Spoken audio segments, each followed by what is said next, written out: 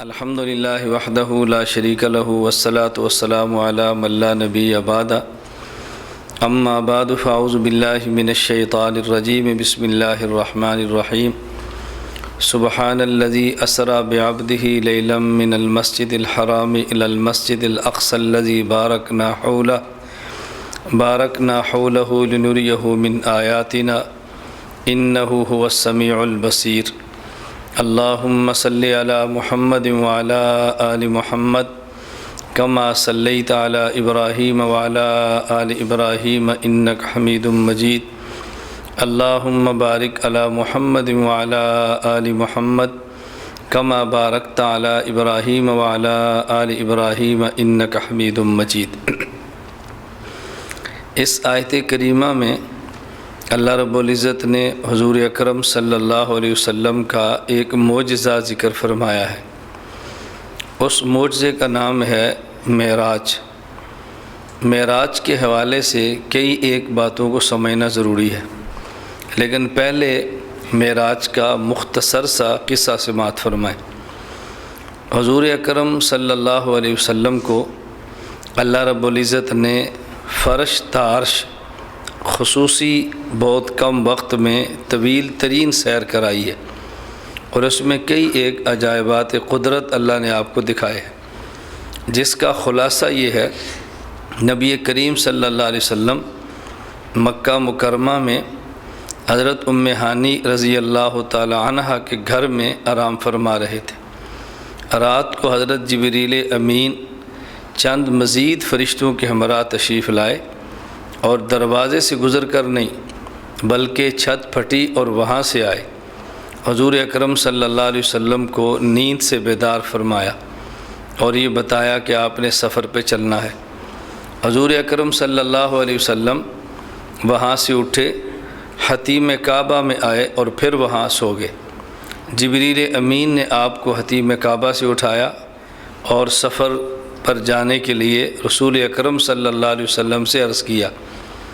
نبی کریم صلی اللہ علیہ وسلم جب حتیم کعبہ سے چلے تو کعبہ کے قریب وہ جگہ ہے جسے چاہے زمزم یعنی زمزم کا کنواں کہتے ہیں، جہاں سے زمزم کا پانی نکلا ہے۔ رسول اکرم صلی اللہ علیہ وسلم کو چاہے زمزم کے قریب جبریل امین نے لٹا دیا اور نبی کریم صلی اللہ علیہ وسلم کا شق صدر فرمایا، جس کا خلاصہ یہ ہے کہ آپ کے سینہ مبارک کو دو حصوں میں چاک کیا ہے اور قلب اطہر کو سینہ مبارک سے باہر نکالا ہے، اور نبی کریم صلی اللہ علیہ وسلم کے قلب اطہر کو سونے کے طشت میں جو جبریل امین جنت سے لائے تھے اس میں زمزم کے پانی سے دھویا، اور وہ سونے کا طشت ایمان اور حکمت سے بھرا ہوا تھا، اور نبی کریم صلی اللہ علیہ وسلم کے قلب اطہر میں ڈال دیا، اور پھر قلب اطہر کو اصل جگہ رکھ کے دوبارہ سینہ مبارک کو ملا دیا۔ حضور اکرم صلی اللہ علیہ وسلم کو اس کے بعد براق ایک سواری جو جنت سے جبریل امین لائے تھے اس براق سواری پہ سوار کیا۔ ایک روایت کے مطابق رسول اللہ صلی اللہ علیہ وسلم آگے تشریف فرما ہوئے اور جبریل امین آپ کے ردیف بنے، یعنی آپ کے پیچھے اس براق سواری پر بیٹھے۔ اس براق سواری کا جو قد روایات میں آتا ہے اس کا خلاصہ یہ ہے کہ وہ خچر سے کچھ چھوٹی اور حمار یعنی گدھے سے کچھ بڑی تھی۔ اس پہ نبی کریم صلی اللہ علیہ وسلم کے سفر کا آغاز ہوا۔ مکہ مکرمہ سے چلے تو سب سے پہلے آپ اس سواری سے اترے مدینہ منورہ یثرب، جس کا سابقہ نام تھا، اب اس کا نام مدینہ الرسول صلی اللہ علیہ وسلم یعنی مدینہ منورہ ہے۔ جبریل امین نے آپ سے عرض کیا کہ آپ یہاں اتریے اور 2 رکعت نماز نفل پڑھ لیجئے، اور آپ کو بتایا گیا کہ یہ وہ جگہ ہے جہاں پہ آپ نے ہجرت کر کے تشریف لانا ہے۔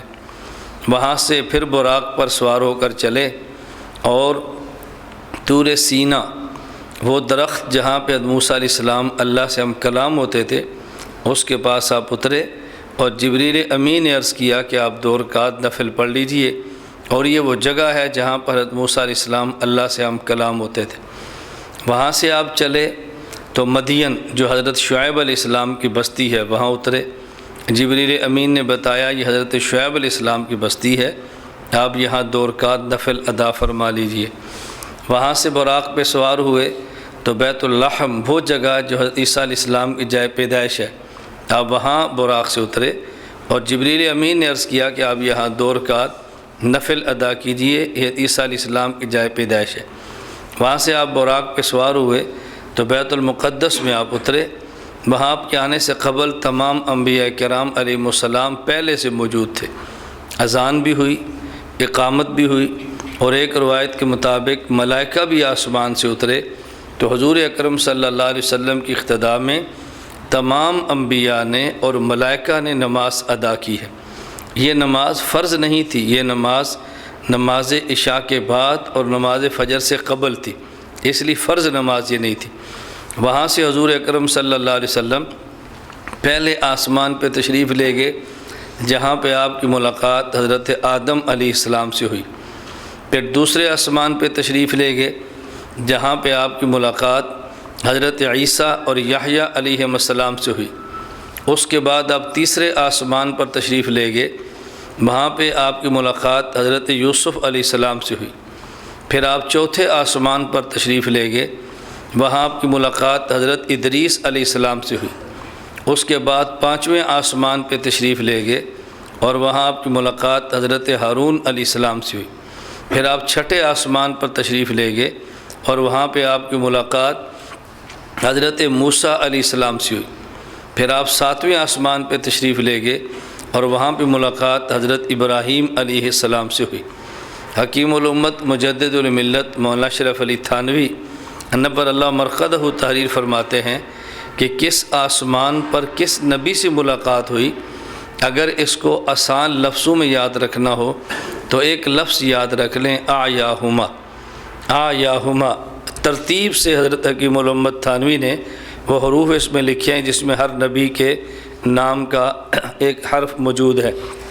آیاہما، پہلے الف، اس سے مراد حضرت آدم، پھر عین، اس سے مراد حضرت عیسیٰ، پھر یا، اس سے مراد حضرت یوسف، پھر الف، اس سے مراد حضرت ادریس، پھر ہا، اس سے مراد حضرت ہارون، پھر میم، اس سے مراد حضرت موسیٰ، پھر الف اور اس سے مراد حضرت ابراہیم علیہ السلام۔